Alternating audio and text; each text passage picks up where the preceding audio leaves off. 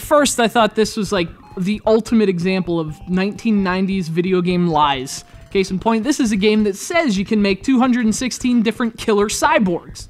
Funny how they all feel the same!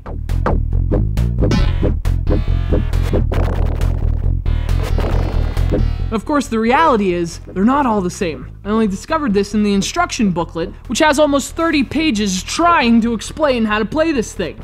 Yeah, I'll pass on the reading, okay? Cyborg Justice. If I wanted to study, I wouldn't be playing a video game.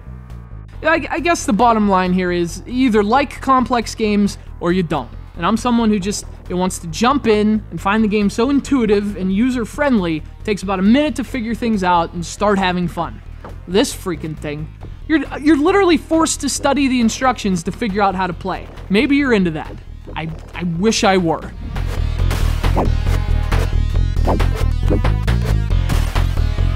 So the game is this classically styled 2D beat 'em up, right? Think Turtles in Time, Battletoads, that kind of thing. Only with customization, fewer enemies, emphasis on individual battles, and like the most complicated fighting system ever devised by people on Earth.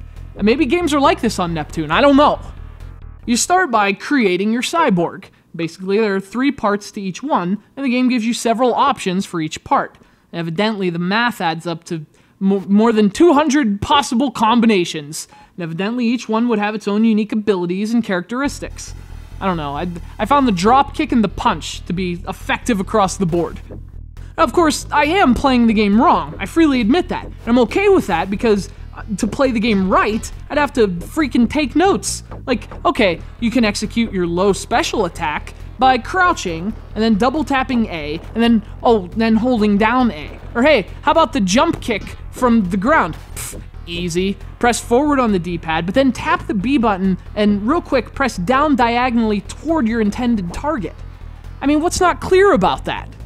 But hey, with that said, if you're a really hardcore gamer who digs complexity and has the patience to spend hours with a game, there's a lot to like here. You really can do some awesome stuff in this game. You could rip off cyborg limbs, you could jump on top of them and pound them into pieces. It requires way more button combinations and control complexity than I can deal with. And to be honest, it's kind of more than just the convoluted game mechanics. It's not a very well-designed game in general. It looks pretty terrible, the controls are clunky, there are cheap deaths everywhere. Throw in the fact that it happens to be one of the least user-friendly games I've ever played, and Cyborg Justice just wasn't a game for me. You might like it though, and I envy your ability to memorize button combinations.